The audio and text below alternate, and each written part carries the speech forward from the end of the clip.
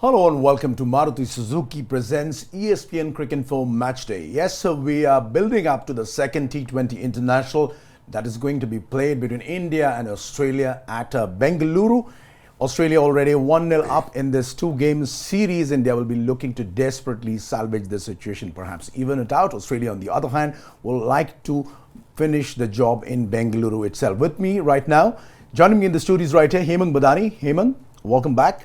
Pleasure to be here. Thank you. And along with Hemang, I'll also be joined by Shaun Tait from Australia. Shaun, welcome back to the show. Good to be back. Thank you very much. Right, Hemang, first things first, a pretty low-scoring thriller, but Australia managing to do what was important, that is pulling it out and making sure they get a 1-0 lead ahead of India. You think India will be raring to bounce back in Bengaluru?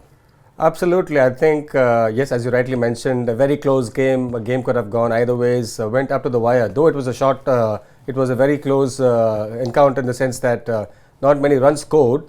But having said that, going up to the last ball, and I think India will be looking to get back at them. Batting on both sides, a bit of a problem.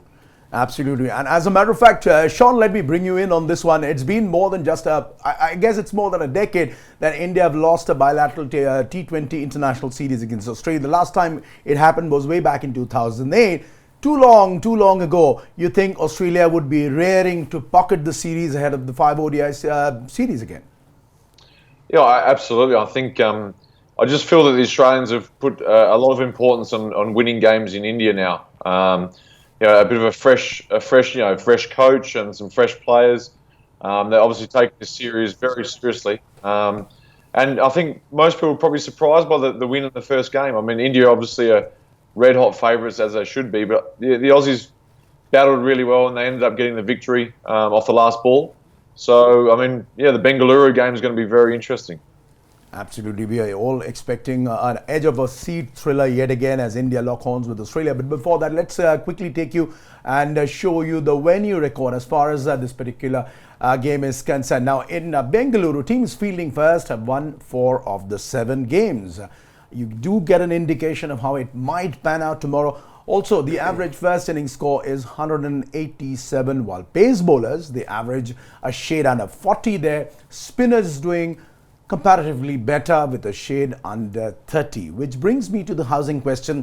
Hemang, let me bring you on this one. India and Australia, of course, we've never played at the Chinnaswamy Stadium. The first time India and Australia facing off in a T20 international. How do you reckon the pitch to play in this one? If you look at it, the surface has changed over the last year. Primarily, the surface at Chinnaswamy Stadium was something where you could get runs. You could get about 170s, 180s. In fact, I remember the earlier years at Chinnaswamy that in the IPL we've had teams chasing down 200s. But having said that, the surface has changed in the last year. It hasn't been as high scoring as it used to be. There's a bit of turn now, a little bit of help for the spinners. Chahal has done well, but I still get a feeling, even after seeing the numbers in the earlier years and the numbers last year, I still get a feeling one game off at Bangalore, they would have prepared the wicket really well. I'm expecting a high-scoring game. You're expecting a high-scoring game, and a lot of people would be expecting it won't be as difficult a wicket to bat on as we saw in the first game at Visakhapatnam. All right, let's bring you up some numbers, specifically the last 7 T20 games there at this venue, and how has the pace fared as far as compared to spin. There you can see 41 wickets to 31 for pace, but averaging a shade under 40 on spin, on the other hand, doing pretty well with 29.90. Economy-wise, also spin sort of edging ahead of the pace bowlers there. But Shaun, going by the script of what really unfolded at Visakhapatnam, we saw NCN on one side. I mean, Nathan Coulter-Nile for Australia and Jasprit Bumrah there for India doing the honours. You're hopeful that the Quicks would perhaps have a far better game. In spite of the record which we have seen that sort of favors spin there at the Chinnaswamy? I mean, the first game no doubt was a game for the fast bowlers, which is good to see. But yeah, it's a different kettle of fish in Bangalore. I think it's probably going to favour the Indians. Obviously, Chahal bowls really well there. As far as T20 cricket goes, it's pretty much Virat Kohli's home ground as well. So you'd expect you'd expect some runs from Virat. He doesn't miss out too often. He missed out last game, so you'd expect that he's going to make a few runs as well. So, yeah, I mean, India are probably going to go in as heavy favourites for this one. That's right. It's not just Virat Kohli, but we also have KL Rahul and Yuzvendra Chahal. So there's a fair bit of talk as far as social media is concerned that the Bengaluru boys might just come to the party and make it count for India. I will get to that in just a bit, but let's bring you up to speed with the possible playing 11 which Hemang Badani has selected. Now, this is the playing 11 which Hemang has selected. As you can see, there are two changes and pretty interesting there. Vijay Shankar coming in for Mahendra Singh Dhoni, while Siddharth Kaul is there for Markanday. First question to you, Hemang, why rest Dhoni? If you ask me to start with, Dhoni anyways is going to play the World Cup, is anyways your first keeper. So if you were to ask me to begin with, I would have said don't play Dhoni at all. Just give Dhoni a rest. You are looking at your second keeper. You're looking at figuring out who's going to keep for you apart from Dhoni. So I would have straight away said just try out Dinesh Karthik and Rishabh Pant. But the Indian management have gone ahead with Dhoni in the first game, and I would just say that give him a break, try out DK, try out Pant, because there's a trial for them. There's an audition for these two guys that if one of them does really well, there's a chance that they might be the second keeper, and that is the reason why I feel that Dhoni should be rested. And Vijay Shankar is someone who's done well in the recent times, has done exceedingly well in the series that went by in New Zealand, and that's another reason why I say that try that kid out. Has done well, give him as many chances as you can. Pretty similar conversation that we've had about the wicket keeper. So likewise, we've had a similar thing with the Vijay Shankar that if he does well, if he does get some runs on board, there's a chance that he also might have a chance to go on and play the World Cup. And the fact that he just also gives you an extra bowling option.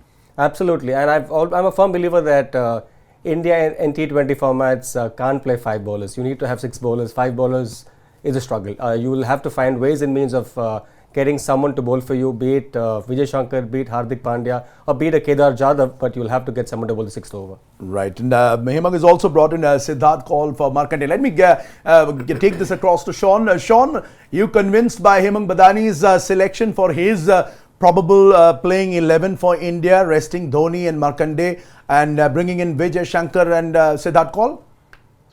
Yeah, I mean, Siddharth Kaul, I've obviously watched the IPL over the last few years at Hyderabad there. He's done really well.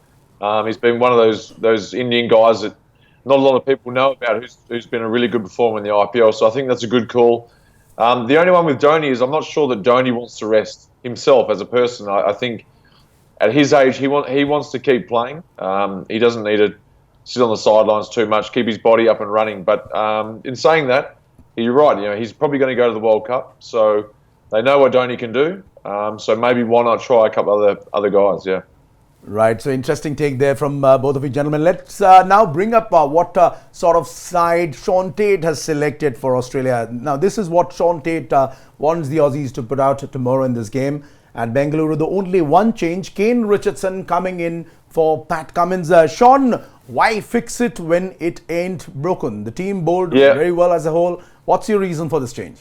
No, I don't. I honestly think they'll probably go with the same side, but I just put Kane Richardson there because probably similar to Dhoni, we know what Cummins can do. He might just need a rest for a couple of days. He's definitely going to go to the World Cup. He's our best bowler. But so maybe just for a rest, you're going to take Kane Richardson over there. He was the best performed bowler in the Big Bash, so maybe we could give him a game. And he's played a lot at Bengaluru as well. So more than likely they'll probably go with the same team. But if they were going to make a change, maybe rest Cummins and just give Kane Richardson a game.